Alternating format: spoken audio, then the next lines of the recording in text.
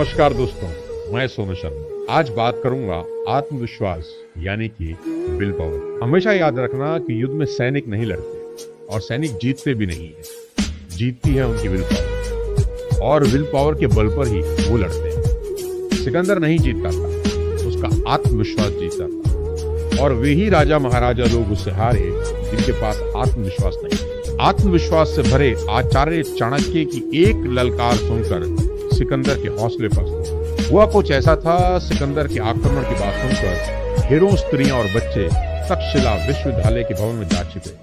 अब सिकंदर भी यहाँ पहुंचा। उसने सैनिकों को आदेश दिया कि भवन की ईंट से ईंट बजा दें, और यहाँ उसका सामना हुआ आचार्य चाणक्य। द्वार पर चाणक्य अडिग चट्टान की भांति खड़े। वे ललकार कर बोले, क्या विश्व विजय की कामना रखने वाला सिकंदर स्त्रियों और बच्चों की हत्या करने आया है? जाओ, वीरता दिखानी है तो रणभूमि में जाओ। और सिकंदर भौचक्का रह गया। जिसका नाम सुनकर लोगों की घिघी बन जाती थी, उस महान सिकंदर को एक ब्राह्मण ने ऐसी फटकार लगा दी, किसमें साहस था इतना। मगर चाणक्य ने अपने आत्मविश्वास के बल पर ऐसा कर दिखाया और सिकंदर को अपना घोड़ा मोड़ना पड़ा। शायद उस दिन पहली बार उसके मन में विचार आया होगा कि हिंदुस्तान को जीतना मुश्किल है। जीत कायरों पर हासिल होती है, आत्मविश्वास से भरे वीरों पर नहीं। असंभव को संभव बनाने वाले लोगों ने इतिहास रचे हैं। कोलंबस ने अमेरिका खोजा, रॉबर्ट पियरे ने उत्तरी ध्रुव की खोज की। आत्मविश्वास के बल पर ही पहली बार समुद्र तल में मैगलेन पहुंच गए। Abraham Lincoln, Washington, Mahatma Gandhi, बहुत से ऐसे नाम हैं जिन्होंने असंभव को संभव कर दिखाया और इतिहास में हमेशा के लिए अमर हो गए। ध्यान रहे, इन्होंने जो भी खोजें की, जो भी क्रांति की, या जितने भी वैज्ञानिक शोध किए, ये सब उस जमाने की बातें हैं जब आज जैसी फैसिलिटी नहीं थी, इंफॉर्मेशन के प्रॉपर साधन नहीं थे, कोई टेक्नोलॉजी नहीं थी। यह भी याद रखने वाली बात है कि ये लोग धन से धनी नहीं थे, कोई पैसा वैसा इनके पास नहीं था, बल्कि ये लोग विल पावर के धनी थे। अंतरिक्ष या पाताल तो छोड़िए, लोगों को धरती का ही ठीक से नहीं पता था। दुनिया के लिए एक रहस्य थी दुनिया, जब तक कोपरनिकस ने सौर मंडल से हमारा परिचय नहीं कराया। इससे सिद्ध होता है कि आत्मविश्वास में प्रबल शक्ति है। जिस इंसान को खुद पर कंट्रोल नहीं, वह जीत भी कैसे सकता है। मैं हारूंगा, मैं हारूंगा, मैं हारूंगा, ऐसा कहने वाला इंसान क्या कभी जीत पाएगा?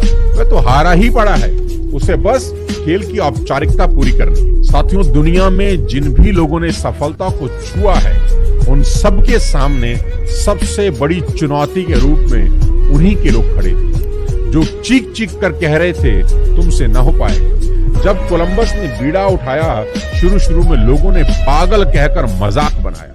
अपने ही घर वाले मजाक बनाते रहे, पर वो आत्मविश्वास से भरा था। उसने अपने मन की सुनी और निकल पड़ा अपने अभियान पे। आज उसका नाम विश्व इतिहास में अमर है। एक बात तो तय है कि लोगों की परवाह करने वाले कहीं के भी नहीं रहते। एक बहुत पुरानी लेकिन एक शानदार कहानी यहाँ आपको सुनाता हूँ। एक बार एक पिता पुत्र कहीं से घोड़ा खरीद कर ला रहे थे। लड़का छोटा था, यही कोई 12-13 साल का रहा होगा। गर्मी का समय था। दोनों बाप बेटे घोड़े की रास पकड़कर पैदल पैदल चले जा रहे थे। कुछ दूर चलने के बाद पिता ने सोचा कि लड़का थक जाएगा, उसे घोड़े पर बिठा देना चाहिए।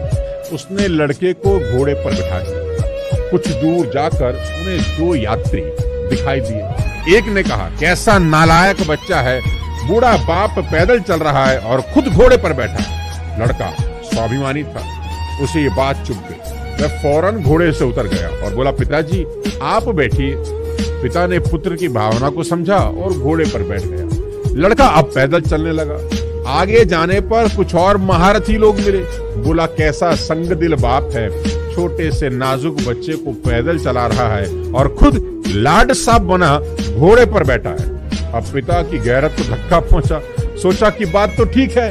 वह भी घोड़े से उतरकर पैदल चलने लगा और आगे चलने पर एक और टोली मिली। मजाक उड़ाते हुए बोली, ऐसे मूर्ख लोग हैं, घोड़ा होते हुए भी पैदल चल रहे हैं। यह बात भी ठीक थी। पिता ने पुत्र से कहा, चल बेटा, दोनों ही घोड़े पर बैठ जाते हैं।